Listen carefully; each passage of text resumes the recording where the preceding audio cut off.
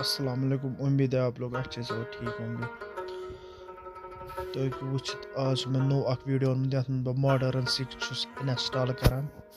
तो वुचित यह modern sink मैं इंस्टॉल करान।